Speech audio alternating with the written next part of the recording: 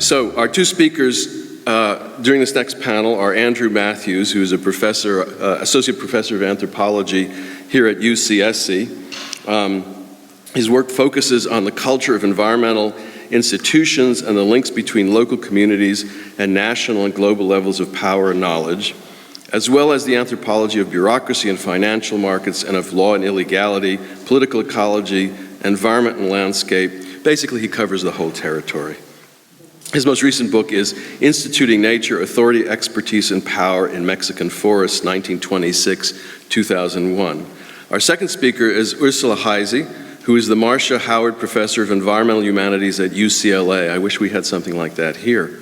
Faculty member of UCLA's Institute of the Environment and Sustainability. She's been a Guggenheim Fellow and served as president of the Association for the Study of Literature and the Environment.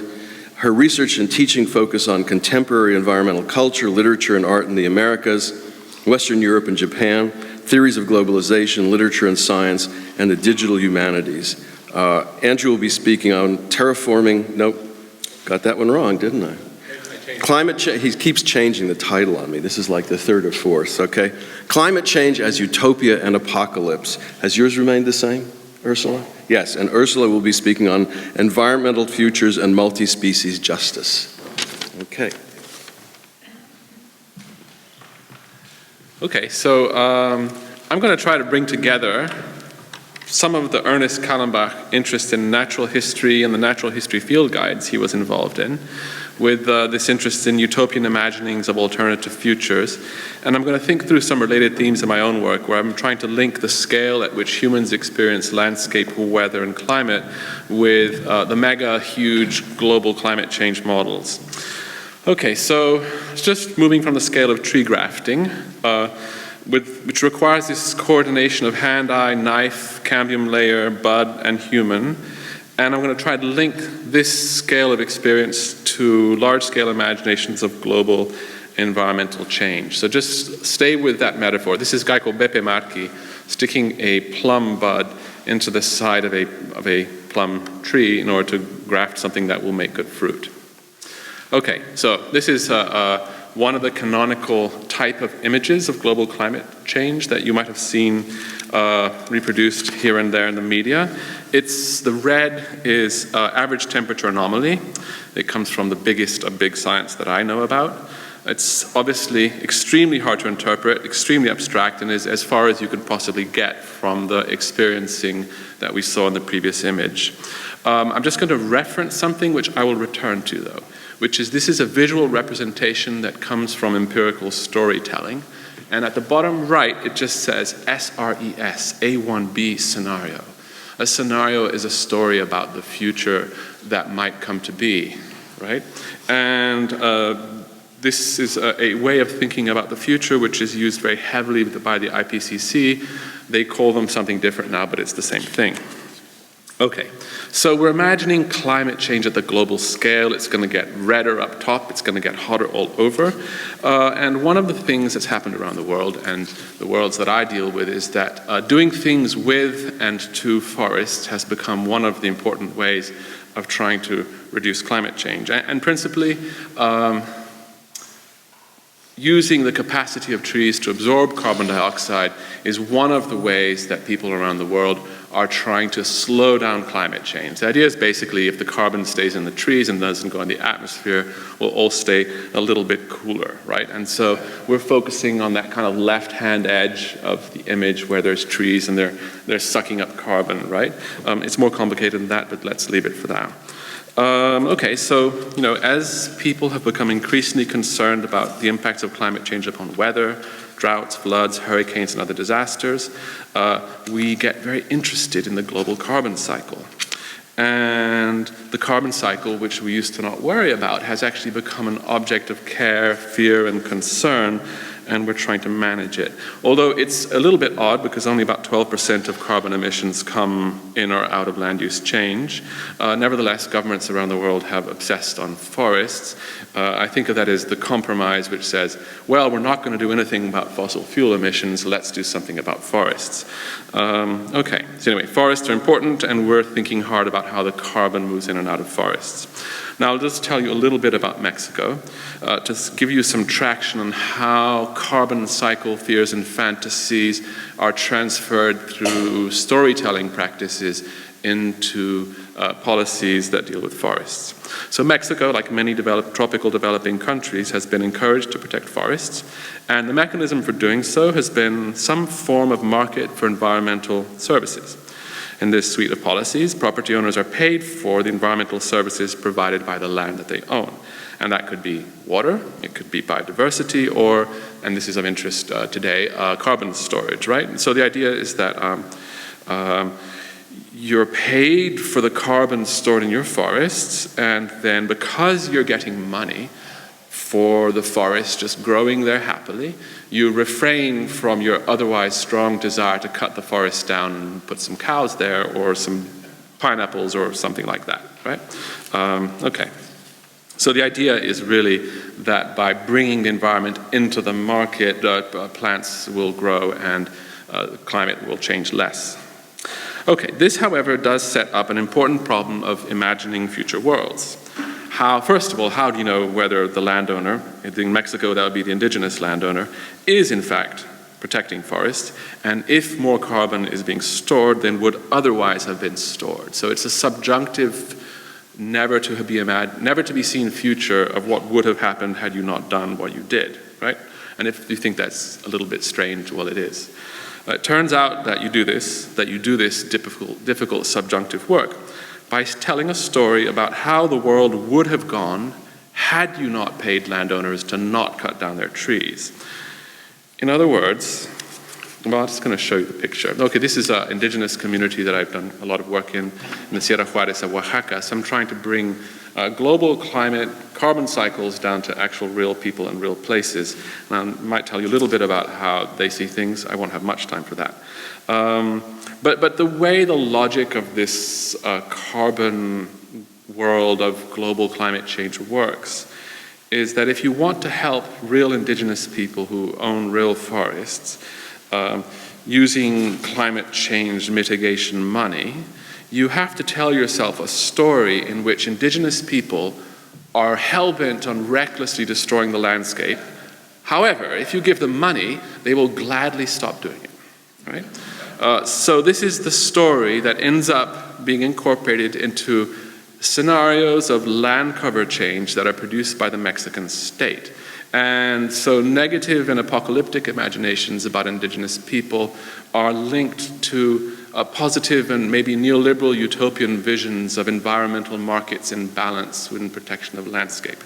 So let me just show you what an apocalyptic scenario looks like. Okay, that's a visual representation that emerges from a scenario model of land cover change in Mexico. It says, where is it probably going to be deforested? And red is probable, and green is it's all good, right? So that's the initial thing. It's premised upon a reconstruction of two moments in history, projected forward into the future. But the next slide, same presentation, really tells the story because it says, and by the way, the places where the deforestation is going to happen are full of poor, illiterate, marginalized indigenous people. And if we can only put these two things together, environmental risk and social degradation, we can give money to those poor people and they won't cut their trees down and everyone will be happy, right? This is, of course, only somewhat or maybe largely wrong, but this is what drives national climate change policy in Mexico. Okay, so this is a spatial representation of a story about the future, an apocalyptic story of degradation, and it's ameliorated by a utopian vision of neoliberal environmental protection. So I want to show you what a story looks like when told as a graph, right? I don't have a pointer, so just bear with me. But the baseline up there is how much carbon was going to go into the atmosphere. That's the nightmare. Emissions are going up and up and up and up and up, and climate change is getting worse and worse and worse, and we get more floods and all the bad things that we know are going to happen, are already happening, right?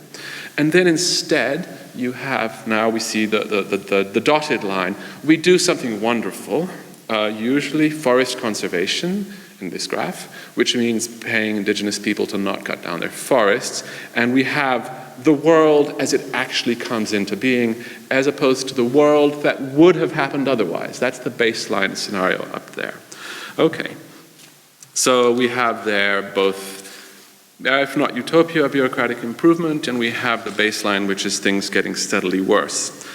Okay. So a few things to point out here. First of all, that apocalypses and bureaucratic utopias sit next to each other, and they do work with and against each other. I'm actually not as bothered by this particular utopia as I might have been, because actual real indigenous people in Mexico have real stories to tell about landscapes and push back pretty hard at the bureaucratic utopia of degradation and improvement, and have been actually really quite good at getting resources out of climate change funding without knuckling under to much of what they're being told to do. So I'm less bothered about that than I used to be. But it's definitely a tragicomic story. So what I want to talk about today is something a bit different. I just want to use this as an example of the way that planning with and for the future requires this very concrete and very imaginative practice of storytelling. So this storytelling practice drew upon one particular history and one vision of this history, which was the Mexican state's account of indigenous people as miserably poor and environmentally degrading, growing in population and all of those things. But I think it opens up the larger question, and which is what I really want to focus on today, which is that how we tell stories about the past in order to make multiple futures, how multiple futures speak to each other and either support or undermine each other, and really to suggest that if we think about a more complex array of futures that is really accountable to material landscapes, we can maybe think our way through or out of this climate change or Anthropocene conundrums. Okay, so let's just go back to these climate change scenarios, and I'll tell you a little bit more about how scenarios work. All right, so this is this big global climate model. We got the red, but it's a scenario at the bottom right. So what is a scenario, right? Well, scenarios are interesting because they emerge actually from, one of their genealogies is Cold War American nuclear planning. There are other genealogies that work fine, but what they do is they confront the limits of deterministic modeling of the world. Essentially, due to computational friction, due to the vast complexity of the world, terrestrial, biological, marine ecosystems, you have just limitations on the computability, and therefore what you do is you parameterize, you simplify, you decide what level of scale you're going to put into the model, and below that you just say, I'm going to plug in an equation or a number, and I'm just going to live with that. And that's absolutely fine. That's the limitation of modeling. It's a craft skill. Tuning models turns out to be this question of balancing multiple parameters and indeterminacies, and it's very much of an art. In the face of this limit of computability, however, climate modelers construct scenarios about how they think the world might change in both industrial, social, and economic senses, and then see what kind of climates might emerge from this. So a scenario is a principled storyline about the future. It's accountable not to prediction, right? You have no way of calculating the probability of a scenario coming into being, but it's accountable to plausibility. It's a story that resonates with the storytellers and gives them a feeling that it's one way of dealing with an uncertain future.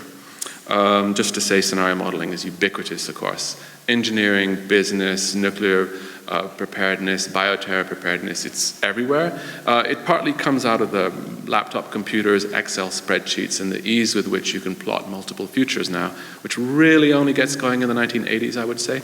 It used to be much harder to do, and now everyone can do it, right? Okay, so scenarios are storylines about the future. We can tell multiple stories about the future. And for my purposes, what's interesting is that in many technical or socio-technical domains, stories about the future are required in order to make sense of this vast domain of biophysical data that computers are struggling with, right? Okay, scenarios about the future are also used for imagining choices between future worlds that we might want to live in or not live in. Curiously, typically, by the way, it's 4. I think that's to do with the effect of political science, by the way. You know, the classic grid that political scientists like to do, quite helpful. And this is actually from a European modeling exercise, which was looking at the future of landscapes in Europe. And what they do is they say, well, what kind of society are we going to have in 20 years? And what impact would this have on a landscape? And this particular kind of scenario modeling is actually concerned with moral and political choices between alternative visions of society, right? So it's not a predictive practice, it's more a case of orienting a political choice. And in fact, I was thinking about the Ecotopia version of things, and I think it's basically on the bottom right, probably, or most of it anyway. Regional communities, self-reliance, environmental stewardship, and equity. Local communities are the cornerstones of society, right? So there's at least 4 different visions of the world. By the way, only 4, and the latest IPCC modeling exercise is still only 4. So it turns out we only have 4 possible visions of future worlds. I'd like more, but at least that's a start, right? So there is some sense that there's a political conflict between alternative visions of the world, although that rapidly gets recycled into what's called resilience preparedness, and I'll talk about that at the very end. Okay. Let's just talk about the structure of scenarios and how they do the work that they do, and maybe suggest that humanists and humanistic social scientists can really do something. Come on, 5? Okay, good. So just a few classic things, and we're good at looking at stories and analyzing them. Scenarios are stories with beginnings and middles and ends. When we tell scenarios about the future that we want to model, we have a temporal frame, we have the actors involved, we have the relations between them. One thing to notice is that in the humanities, we actually allow actors to transform their being. Scenario modelers don't. Certainly climate change modelers don't. There's a problem of computation as well as imagination there. So we can imagine, say, a peasant becoming an industrial worker if you go with Zola, right? And all kinds of other transformations of beings which can be sudden or rapid.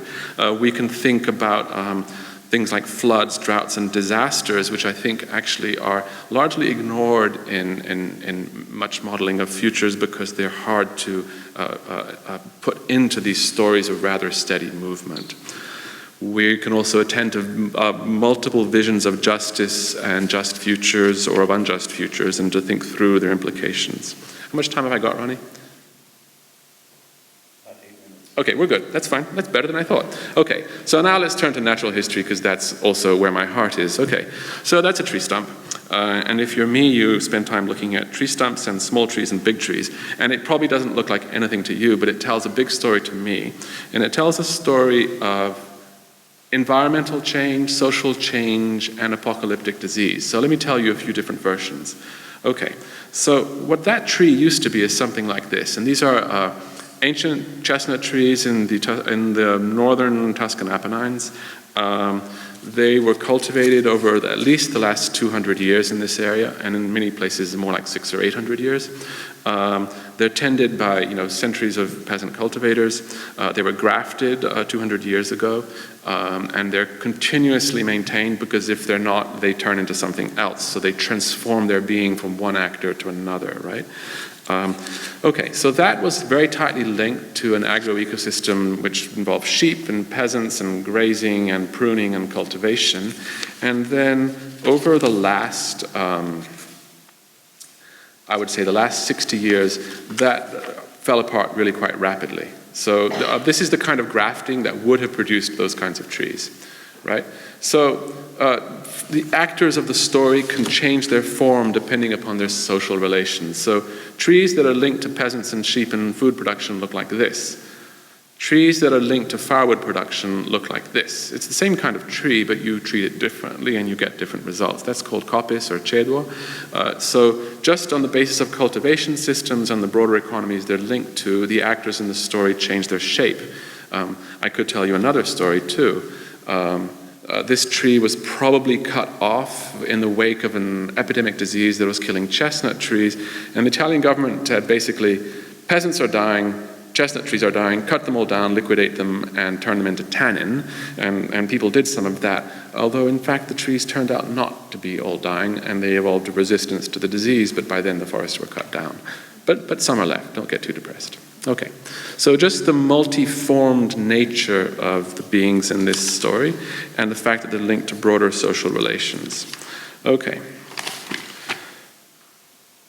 So when you're dealing with very complex ecosystems, you actually have to think of storylines about the future that emerge from histories of the past, and you need multiple histories of the past. So I could tell a few different stories about the transformation of these forests, right?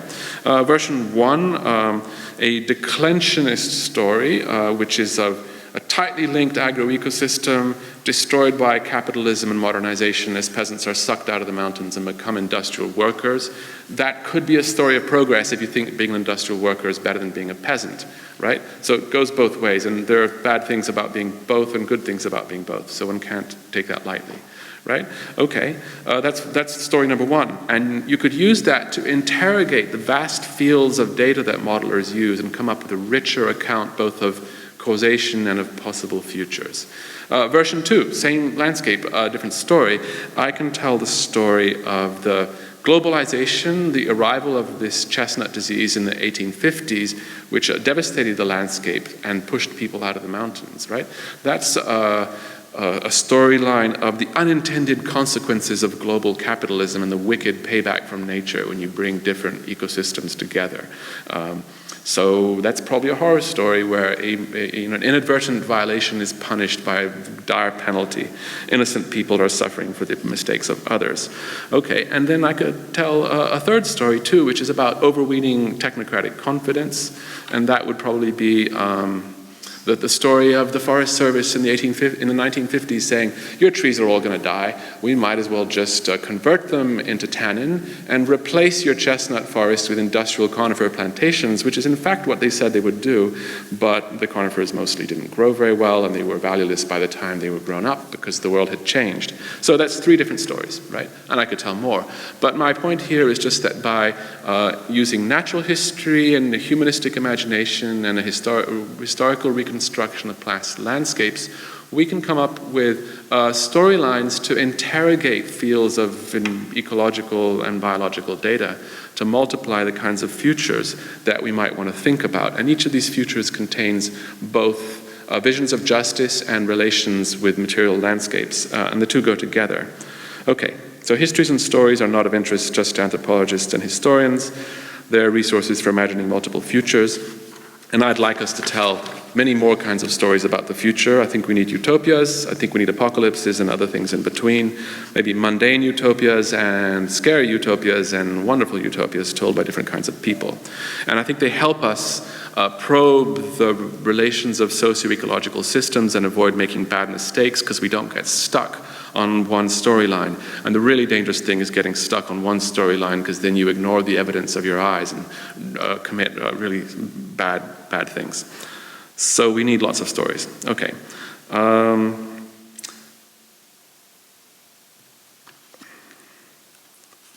Okay, I will say something about the multiplicity of storylines then. One is that many of the stories that are being used at the level of the IPCC and even in regional climate modeling in California, and I've looked at quite a few, are not broad enough and they don't stay multiple for long enough.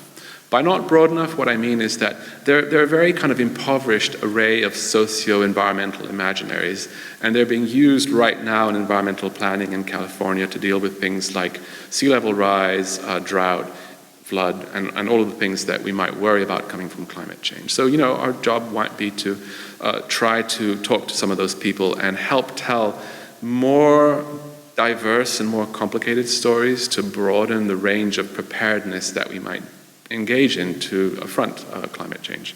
That's one thing. The second thing that I briefly mentioned before is that the moment of multiplicity is actually quite brief in planning for climate change. So what happens is, typically in these modeling practices, that multiple storylines are conjured into being and they're modeled, which is already progress from my humanistic, anthropological, whatever point of view. But then what people do is they average across storylines. They just say, well, across all the storylines, it makes sense to do X. And X could be, build roads or take out big dams or something. And they say, in that case, let's just get stuck into the project of doing whatever we decided to do. And that's called resilience preparedness, by the way. So the idea of the multiple storylines is that they show the world to be indeterminate, risky, unpredictable, and dangerous. And you engage in a policy that looks good across all of these storylines, and then you get stuck on that project. Resilience preparedness typically involves outsourcing, affronting climate change on local communities, which basically means the state saying, it's your problem, not ours. And therefore, a way of not attending to the question of should we invest in infrastructure and what kind of infrastructure, should we attend to demands for better water supplies of one kind or another, or cleaner environments that we might want to live in. So resilience preparedness, while not necessarily an all bad or all good kind of thing, very easily draws upon the indeterminacy of futures to lock in a rather recognizable suite of, by the way, those of you who know me well, I never say this word, but I'm going to say it today, of neoliberal policies which remove the state from helping deal with the global environmental change. Okay, so I just think we need to pay more attention to multiple futures, notice how futures come from relations with actual landscapes, and how by encountering material evidences of past, we can think about better and different kinds of futures. So I'm going to leave that on the screen because that's the kind of slowing down and the kinds of details that actually give rise to visions of the future. In Italy, the vision of the future that this gives rise to is that climate change is going to cause floods and erosion, and that landscapes should be protected and managed by controlling trees on slopes. So that pruning, visions of slopes, visions of how to deal with climate change. Thank you.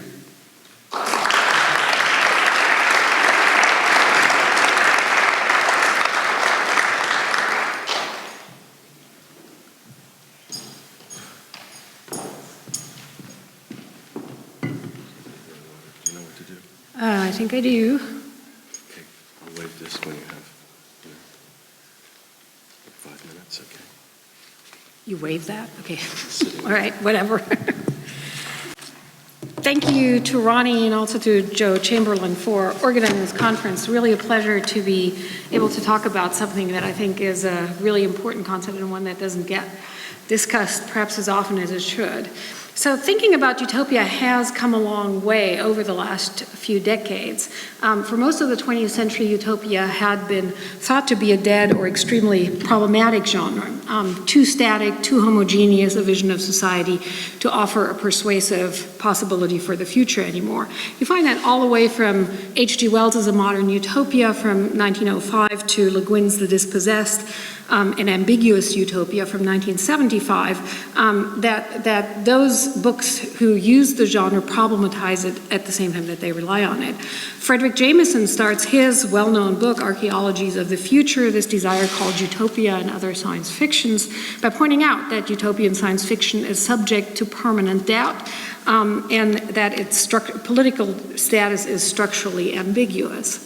Now, against that prevailing sense that utopia might have exhausted itself, scholars and activists who have wanted to preserve it as a form of thought point out that 20th century utopias, rather than presenting perfectible political and economic blueprints, really aim to stimulate the desire for a better life in readers and viewers, and they define utopia as the desire for a better way of being. And Tom Moylan has made that point, and then Ruth Levitas in her truly, magisterial analysis of utopia, I think has made that point quite persuasively.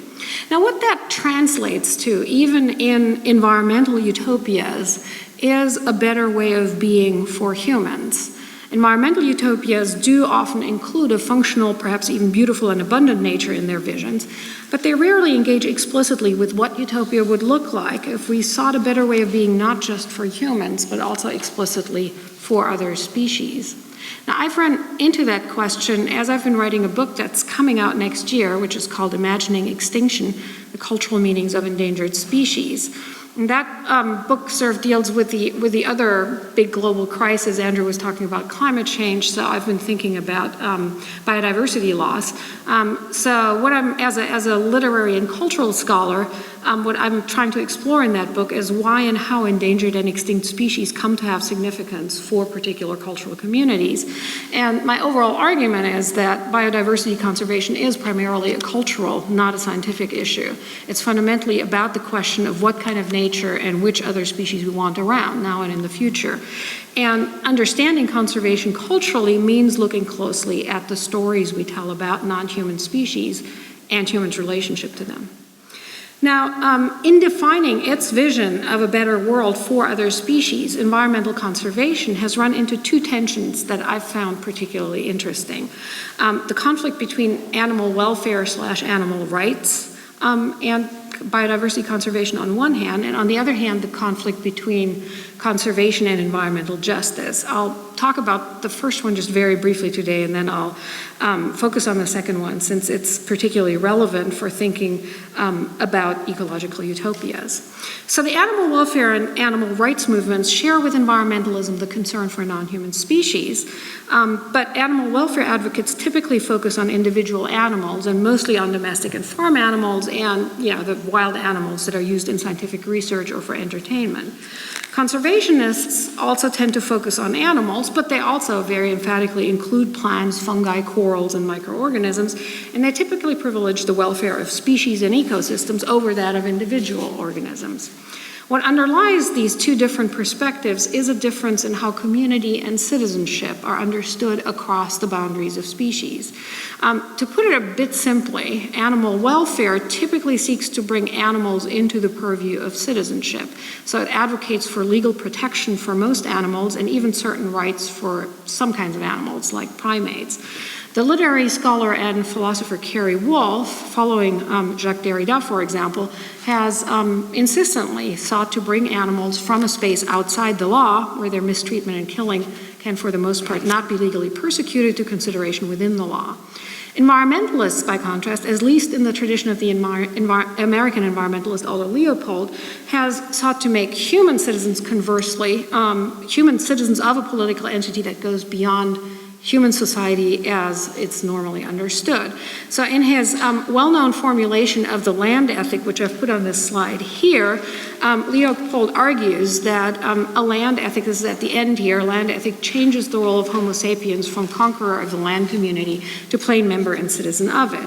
So if animal welfare typically seeks to make non-human citizens of the human community, environmentalism wants to make humans citizens of an ecological community. So it's a real difference. Now, in practice, obviously, the two movements have often coincided in protests against sealing in the 1970s, for example, or in their current critique of meat production and factory farming, which Ben Wergaft alluded to this morning. In other cases, they have diverged and continue to diverge, for example, in approaches to hunting and what should be done with invasive species. So animal welfare advocates sometimes accuse conservationists of not caring about animals enough, by which they mean usually individual animals. On the other hand, environmental justice advocates have often accused conservationists of caring too much about animals and not enough about disempowered humans.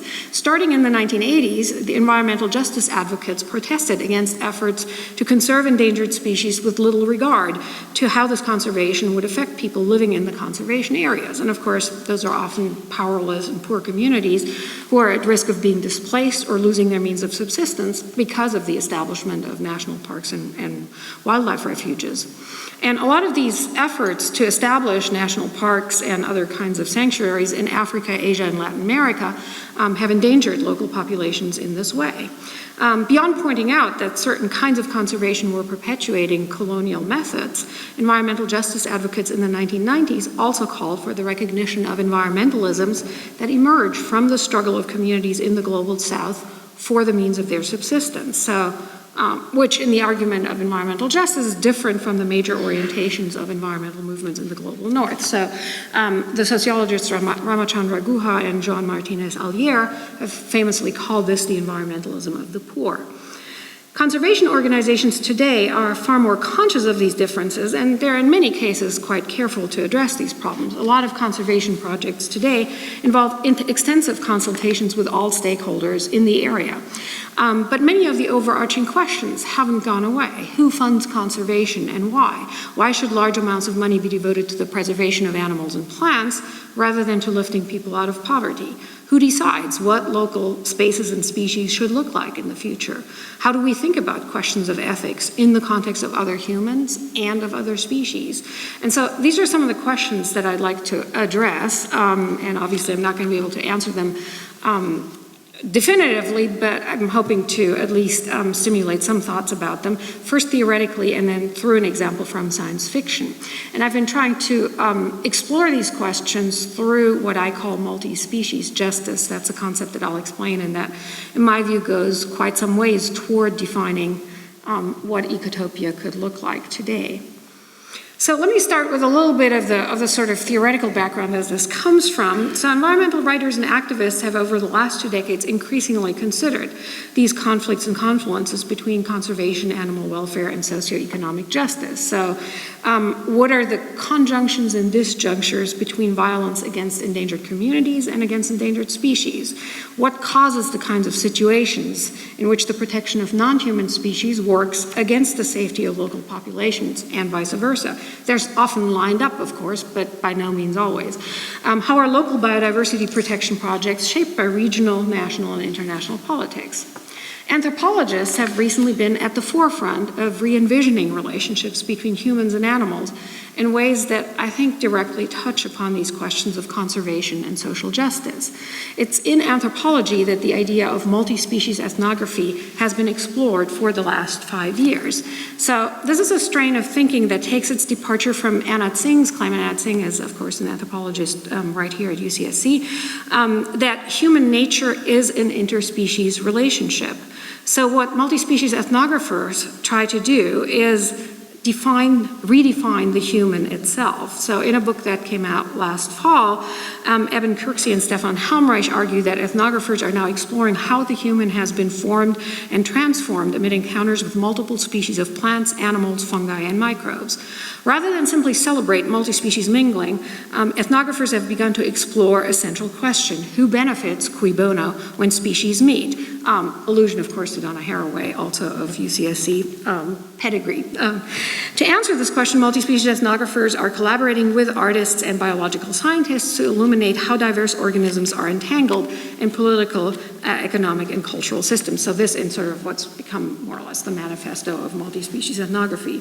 So what this research aims at, broadly, is reconstructing the understanding of human communities, in scare quotes, as in reality conglomerates of human and non-human species that shape each other. Now, certainly that idea isn't entirely new, and multi-species ethnography is only beginning to define its own project and intellectual sources, so it's still quite new. It draws, for example, on Rabineau's notion of biosocialities, Jennifer Walsh's call for a trans-species theory in the context of urban planning, of course, Donna Haraway's meditations on companion species, and a multiplicity of anthropological studies of animals that have been carried out: animal husbandry, agriculture, religious and totemic functions of animals, and so forth. In France and Belgium, Dominique Lestel and Vincent Després have proposed ethnoethnology, or anthropoethology as new ways of combining the study of human behaviors with that of other animals. In Italy, Roberto Marchesini's Zoanthropologia has pursued a related redefinition of the anthropological object of study. Other theorists have pushed the boundaries explicitly beyond the question of the animal to other species. So Matthew Hall and Eduardo Kohn have investigated the status of plants. And then you have, Philippe Descolas and Eduardo Viveros de Castro's perspectival multinaturalism, which pushes even further than that to really upend Western metaphysics. Environmental philosophy itself has not yet figured quite as prominently in multi-species ethnography, and I think there's a project to be completed there. The Australian philosopher Val Plumwood's reflections on interspecies ethics might offer another genealogy here, although one that's less invested in ethnography and cultural differentiation. And there's also ecofeminist theories and new materialisms that have addressed these relations between species. So that just for those of you who are interested in sort of how this maps in terms of recent thinking about these issues. Multi-species ethnography also has a lot of overlaps with philosophical approaches to the question of the animal, from animal welfare and animal rights to critical animal studies. The anthropologist and philosopher Deborah Bird Rose has most explicitly made that connection, especially to perspectives informed by continental philosophy in her book Wild Dog Dreaming, Love and Extinction from 2011. An exploration of dogs and dingoes in Aboriginal and white communities in Australia. So that combination of environmental thinking, animal welfare thinking, and multi-species ethnography in Rose's approach makes it clear that the multi-species perspective doesn't just rest on the claim that it gives you a better explanation of human societies. It also relies implicitly or explicitly on the claim that human observers owe non-human species inclusion in these descriptions for ethical reasons, and that inclusion might change relations between humans and non-humans for the better. So in other words, there is a very distinctive strain of utopian thinking that informs multi-species ethnography. Rose makes these ethical implications explicit when she argues that multi-species ethnography ties humans and non-humans together in cross-species genealogies that amount to an extended system of kinship. That's the quote I've put on that slide here for you. As Rose's as well as Amit Singh's work makes clear, the normative dimension of multi-species ethnography puts it into the vicinity of environmental justice, since it's an anthropological approach that wants to articulate the claims and non-humans together. In attempts to define what a multi-species ecotopia might look like.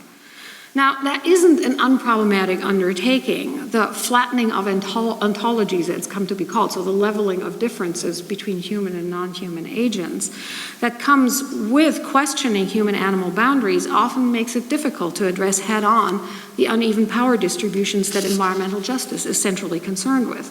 Activists for social and environmental justice tend to be acutely conscious of the dangers in emphasizing proximities and kinships between humans and animals.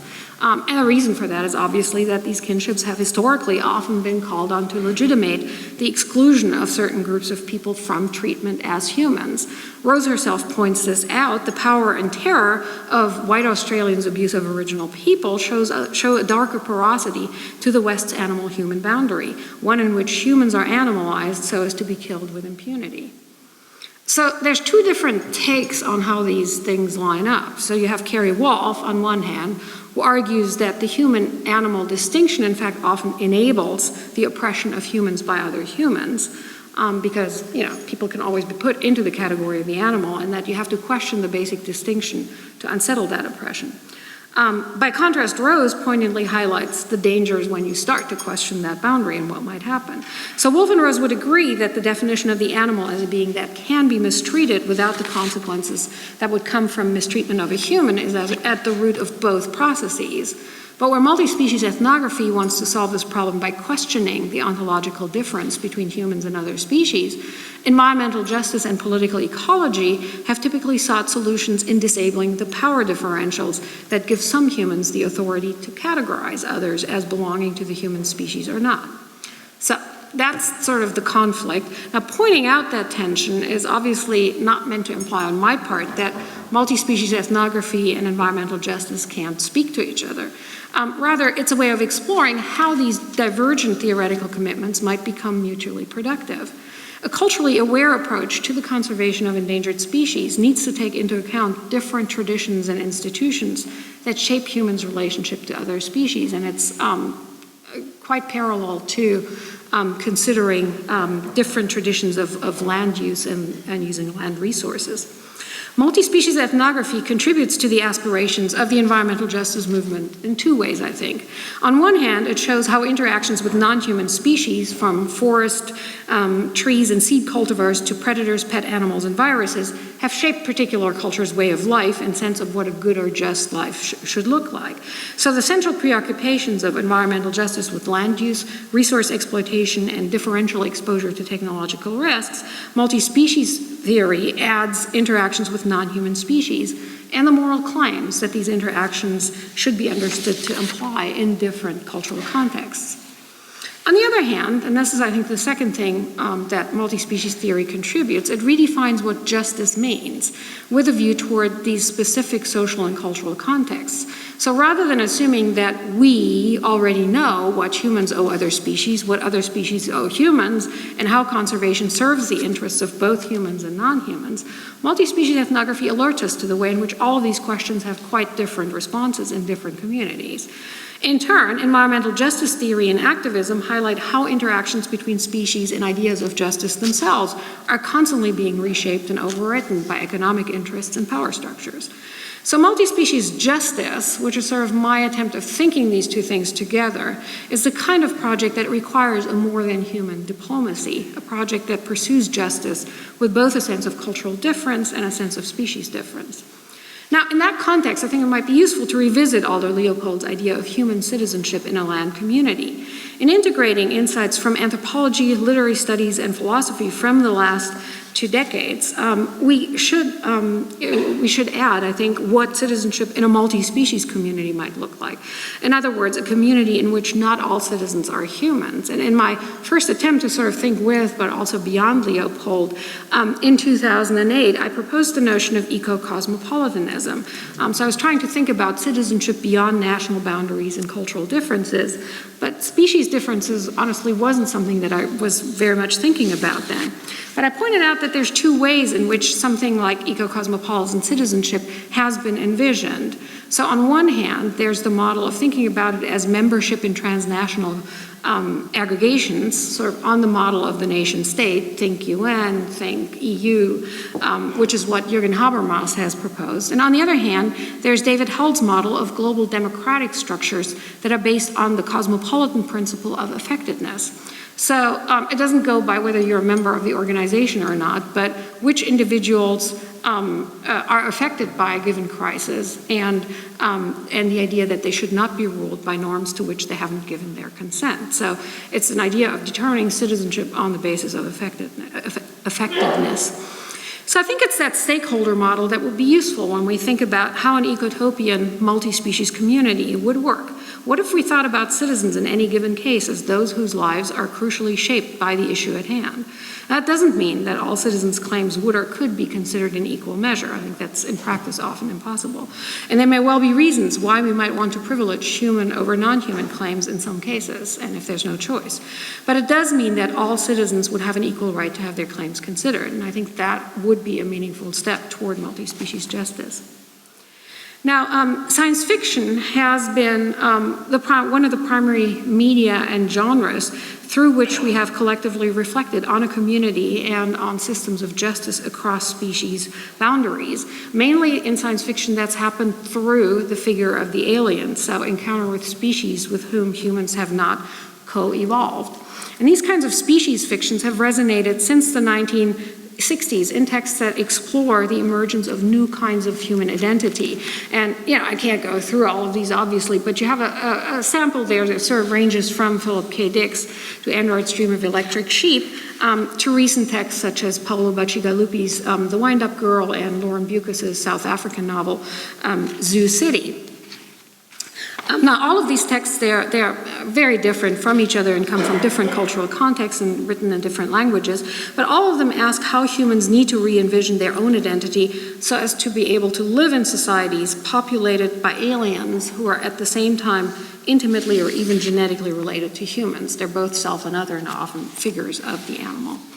Now, the most interesting among these texts are the ones that move beyond questions of individual identity to consider what a political order might look like.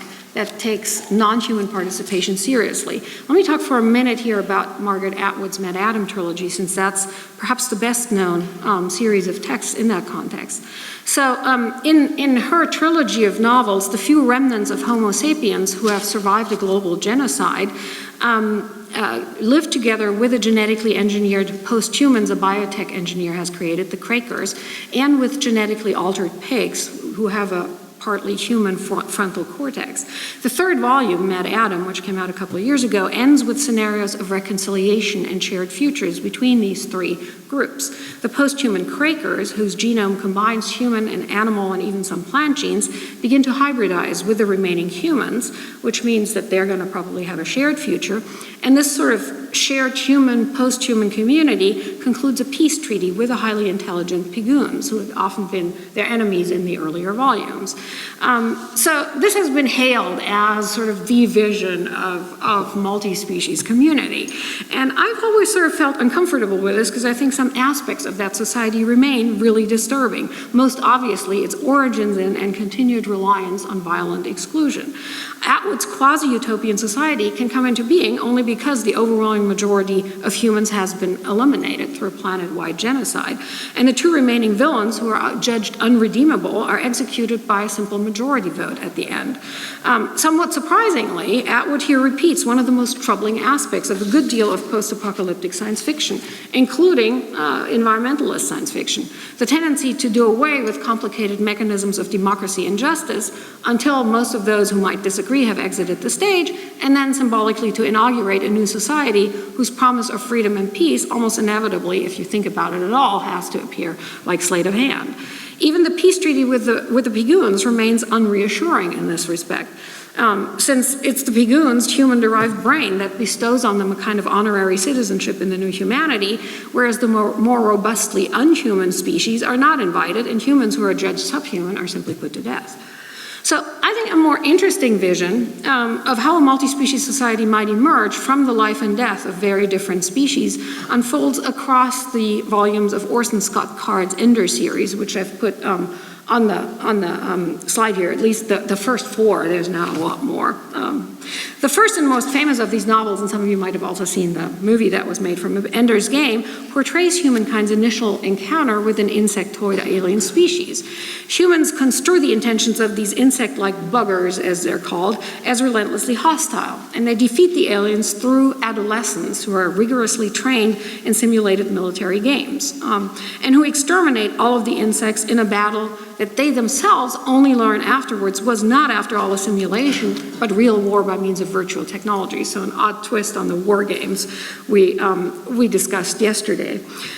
This victory leaves many humans plagued with guilt, especially the young battle commander Andrew Wiggin. His childhood nickname, Ender, gets sort of a sinister literalness when he realizes he has unwittingly led the effort to wipe out the only extraterrestrial species humans have ever known. His sorrow, mourning, and attempt to redeem his guilt by writing a book that presents the conflict from the point of view of an alien hive queen all eloquently speak to contemporary environmentalists' melancholy over humans' extinction of other species and to the almost compulsive urge to keep writing, filming, photographing, and painting the species we've lost.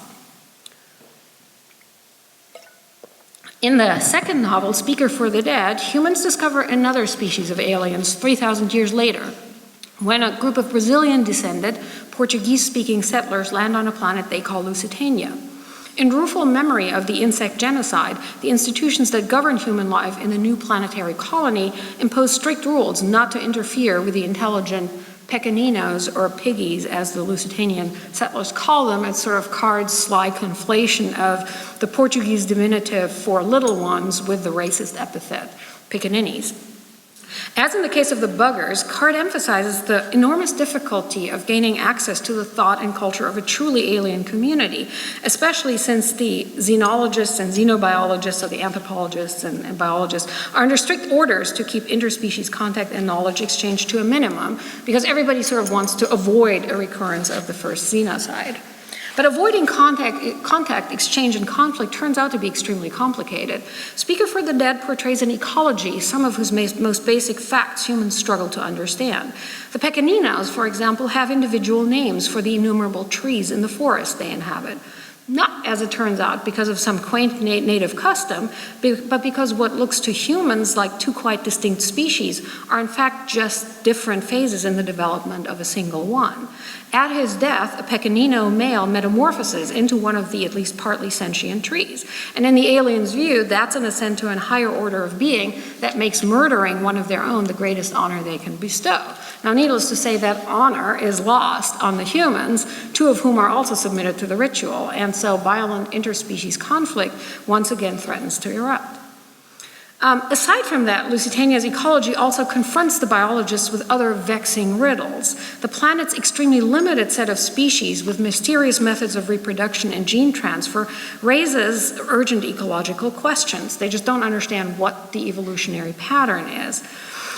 They finally trace the evolutionary breakdown that led to the scarcity of species back to a major disaster that occurred in the evolution of Lusitania's biological life within the last million years, the emergence of the so-called descolada virus. So this is named after the Portuguese verb descolar, to unglue, and so this virus undoes and randomly rearranges an organism's genetic materials. It caused the extinction of most of Lusitania's species, but the virus also enables genes to bond with foreign genetic material. And so that has led to an ecology in which the native species consist of these strange animal and plant pairs that the humans find it difficult to understand. Now, humans, to whom the virus adapts within 10 years of their arrival on the planet, become permanent carriers, and they can only ward off the genetic scrambling by regularly taking a particular food additive. That epidemiological twist implies that humans become a potentially lethal threat yet again, this time to all human, animal, and plant life on other inhabited planets, because when the Lusitanian settlers travel back, they would of course carry that virus with them. Politically, that danger is likely to lead to the total quarantine of the Lusitanians in their colony, or perhaps even the destruction of the planet, once other planets recognize that danger. So there's a possible xenocide and genocide that's even more extensive than the initial one against the buggers. Now, through that plot, which is really spelled out in quite riveting ecological and epidemiological detail, Card wants to raise difficult questions of multi-species relationships and justice. Should the humans seek to exterminate the descolada virus and along with it, almost certainly destroy all the life forms on Lusitania that depend on it? Should they let it live, but put the rest of humanity at risk if any of them ever leave the planet? And what are the rights of the pecaninos who long to travel to other planets in making these decisions?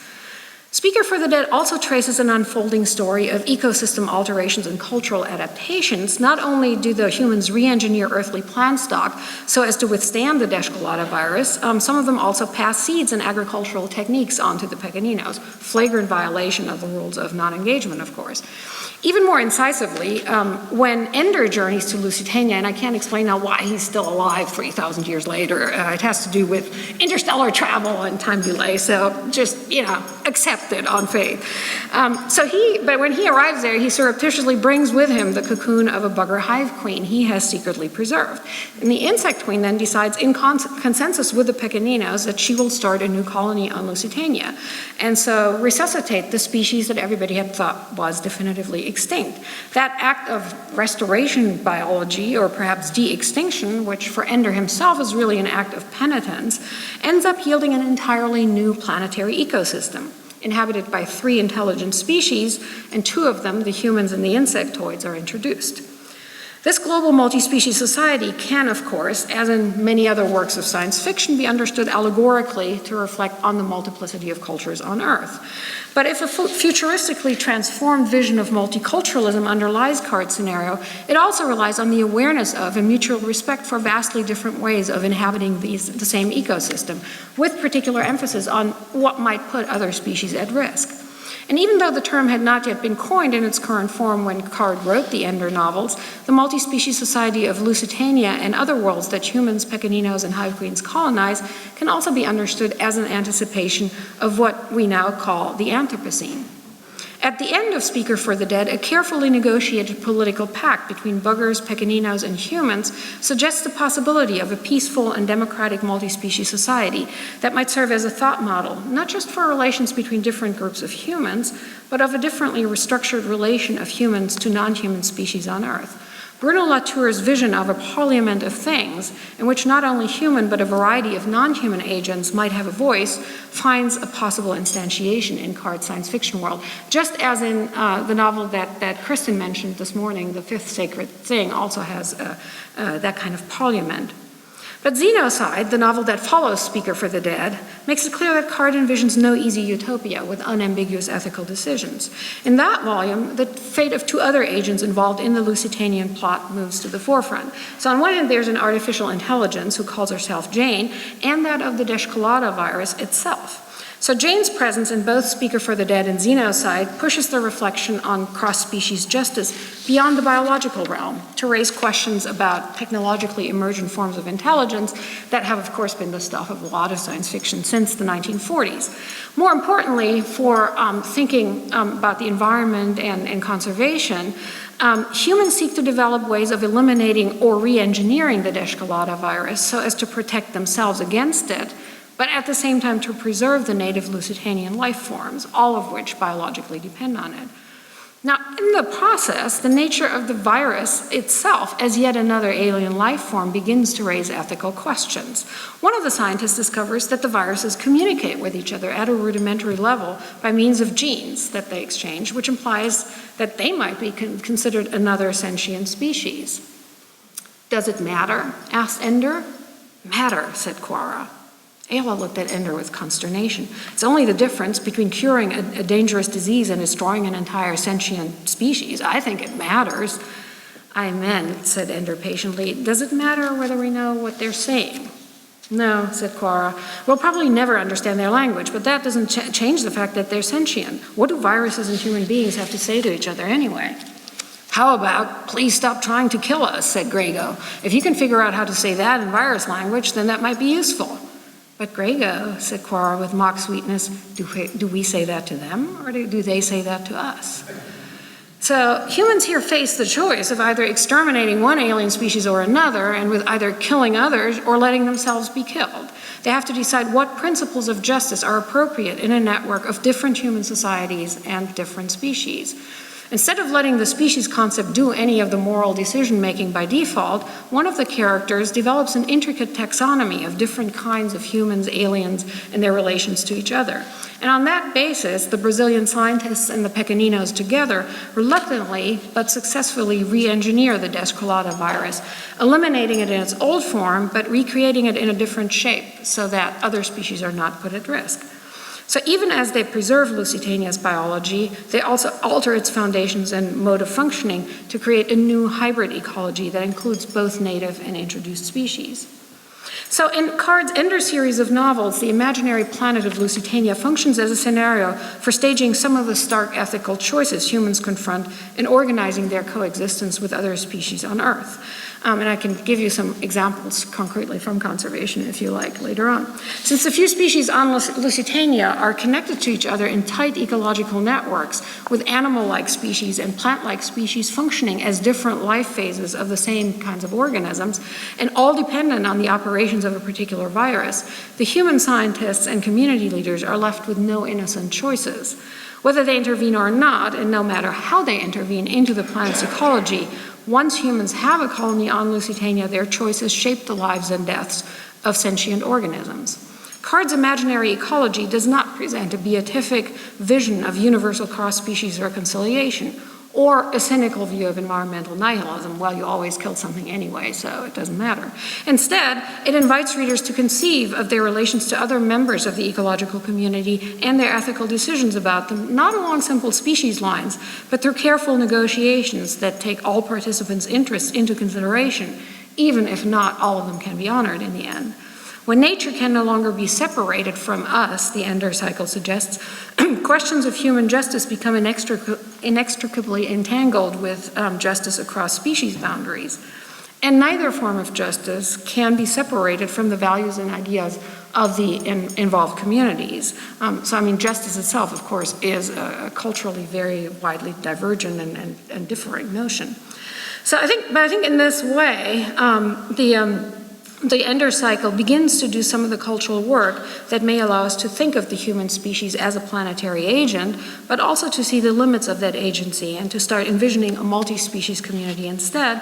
And I think that is one of the central tasks of ecotopian thinking. Thank you.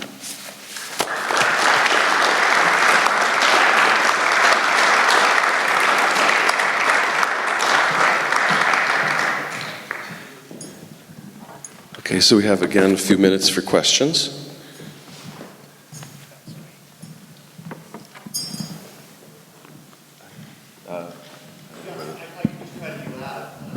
Until the microphone arrives, be loud.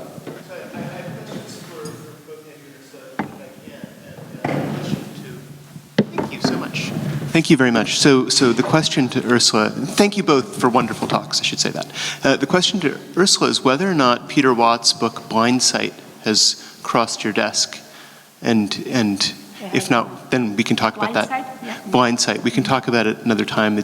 I mention it only because it's a vision of interspecies encounter in which the basic, that highlights the idea that our assumptions about what such encounters would entail are endlessly anthropocentric, and you know, it's in a sense a vision of this as apocalypse. There's no possible form of translation from the needs and desires of humans into the needs and desires of another species. The conceit of the novel is that the very attempt to communicate is perceived as hostile.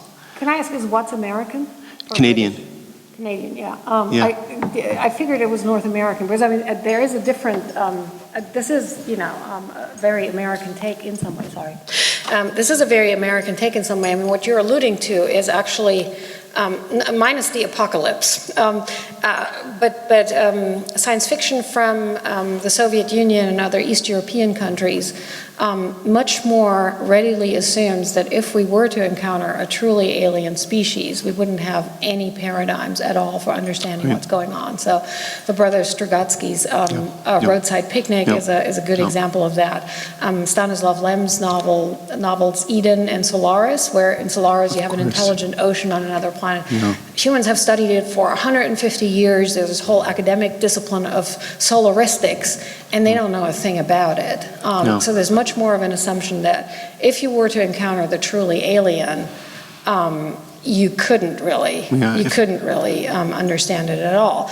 I think what it interestingly translates into is the question, in very concrete terms, is the question of how far anthropomorphism takes us in thinking about other species. And as you know, scientists have come around on that. I mean, they rejected it for a long time categorically, and now people like Franz de Waal, the primatologist, argue that, yeah, you have to be skeptical of it and see its limits.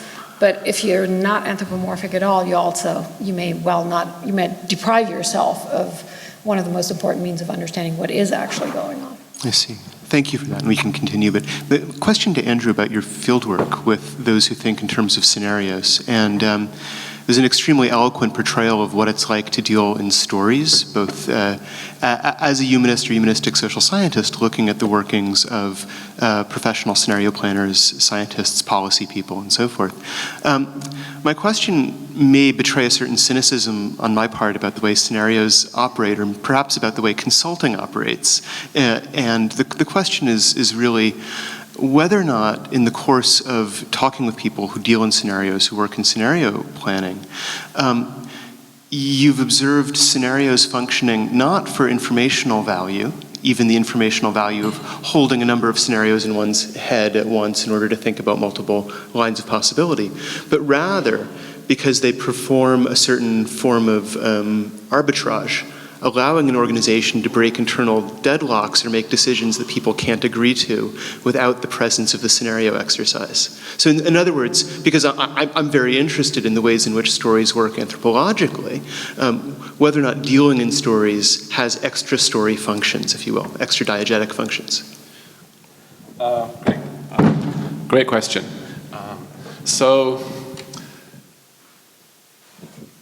There's all kinds of scammers, and a lot of them live in the world of scenario modeling. And I've talked to some of those people, and the ones that I've studied the most are the carbon world scammers. I call them carbon cowboys.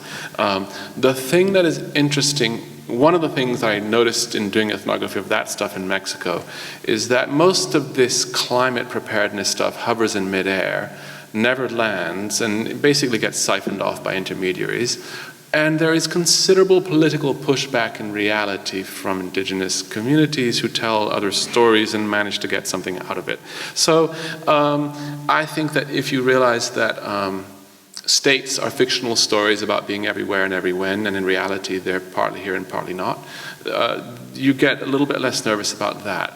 The better side of scenario planning, I think, is actually ecological modelers are really worried about how to understand future worlds, and they're increasingly open to the kinds of historical accounts which are biographical, right? Biographies of ecosystems are singular and therefore historical and have lives and individualities, right?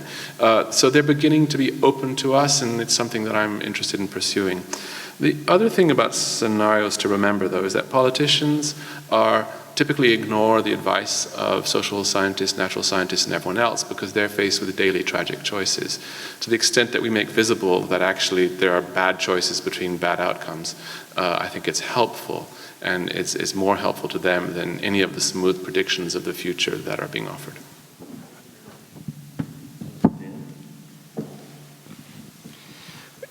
Yeah, I think my question's related to the one that just went before. It's funny, I'm getting feedback.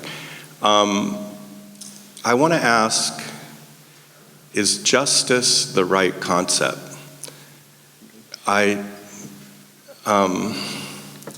As opposed to just say it being synonymous with doing what's right or good or something like that. But if it's the specific concept of justice, for all the differences that there may be in how people understand that, or theories of justice, between theories of justice, Western ones or whatever, it's hard to make that concept work across species, especially if you push out down the phylogenetic scale all the way down, to the land, like Leopold, or microorganisms or whatever, all the weird things in the ocean I don't think we have to look to the future aliens coming. I think we've got things we don't understand at all here now. Well, that's what. Yeah, right. But then that's what makes the concept of justice, I understand the impulse to use it because it's our key concept. It's the one that seems central to any kind of ethic or morality that rises above power, sheer power, or personal preferences or tribal preferences or whatever.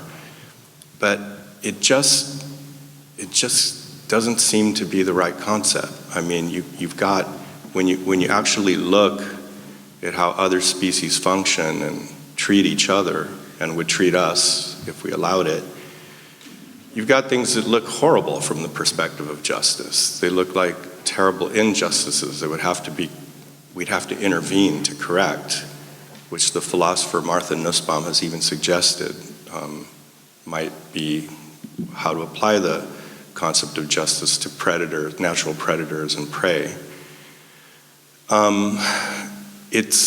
It seems like it's really just more about understanding, what it's more like an Aristotelian notion of good or something, like understanding what these species are, what makes them flourish, and then trying to figure out how to respect that. I mean, I guess respect's associated with justice, but justice is too much about getting consent, rights, and then when you can't get consent, like with children or the disabled in certain ways, paternalistic, interventions on the part of some humans for others. Autonomy, freedom, for sure, is part of it, but then we're usually guided in what those concepts mean by what people say or choose to do, and it's hard to extend those notions all the way across. I think you probably get my point, so I'm just asking, is that the right concept to be using?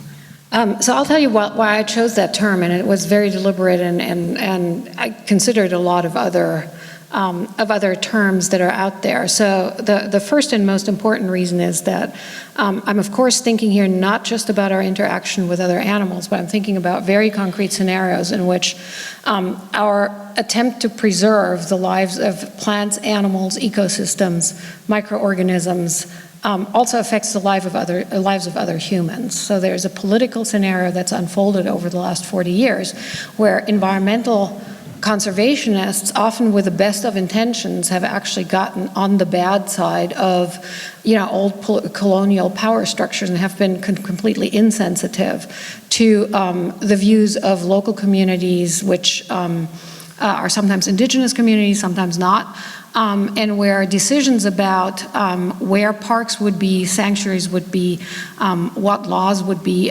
were made over their heads. And so this is an attempt to say, if we're thinking about environmental justice, we should think about the other species and vice versa. If we're thinking about the well-being of other species, we cannot do that without thinking about environmental justice. So it was a very deliberate attempt to bring that together. The reason that I chose justice over other things such as, say, compassion, sympathy, even understanding, is that I actually think that pushing it beyond individual or even, local collective ideas toward legal frameworks is absolutely crucial. And if you don't move in that direction, then you sort of remain at the level of wanting to incite emotions or getting people interested. And all of that is really important, and environmentalists have done that sometimes well, sometimes not so much. But I think in the end, and especially if you think about, again, about sort of conservation here, laws for the protection of biodiversity, of which the American Endangered Species Act is one actually quite unusual example. The laws in other parts of the world look quite different, but those have been absolutely crucial in getting anywhere on this front. So I think the sort of legal bindingness, the translation of this into something that is a law that's democratically decided was to me really, really important. I totally take your last point that, our ideas of justice may not, or to our sense of justice, and the question is always who's the our here, but there are things in nature that may look unjust to us. On the other hand, I'll also point out that primatologists have actually been quite forceful over the last couple of decades in pointing out that higher primates have a very, very articulated sense of fairness and fair play. So a sense of justice or fairness, at any rate, is not limited to humans alone. I think that's another sort of way that we make ourselves exceptional. But you're right that, once we start thinking mollusks and snails, I think that's actually where something that you said really resonates, that the first thing we need to bring to bear is an understanding of how their world works.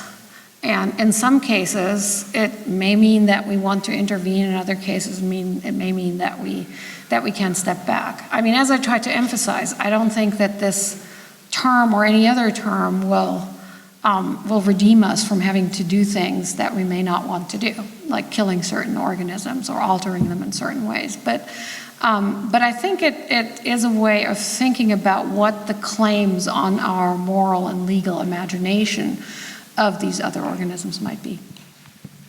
Good answer.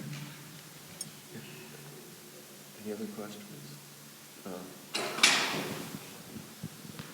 This maybe comes out a little bit of the last question, although not quite. I'm interested in the rise of the term non-humans, and if one of you might help unpack the political work that term is intended to do versus thinking about plants or animals, because it does feel like there's a profound anthropocentrism in applying this term non-humans to this vast swath of creatures and considerably, possibly even other things, because it's such a vague, broad term. So Why is it succeeding in 2015?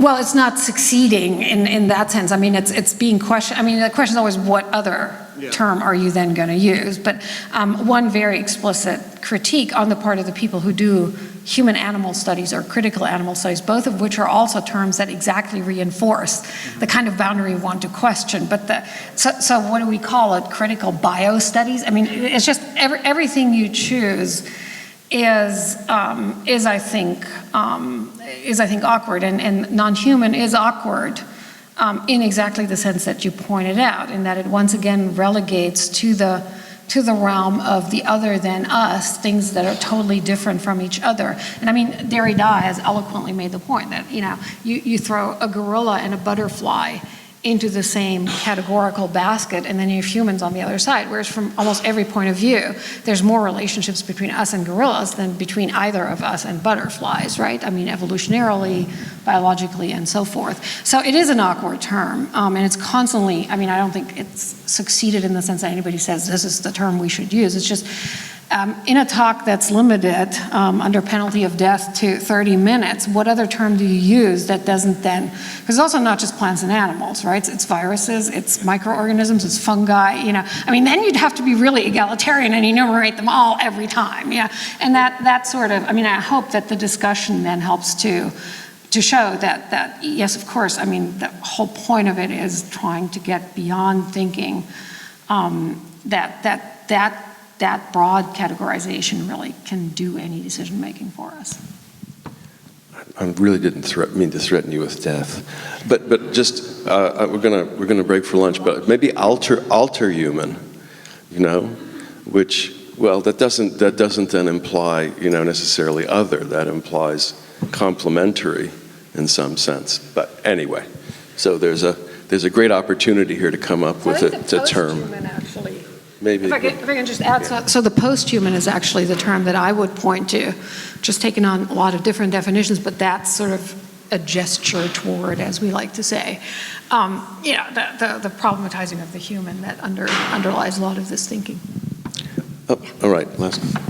So I think that we sometimes try too hard to find the perfect word, and better is to look at how the word gathers certain things about the world that are really worth thinking about. And there's no perfect word.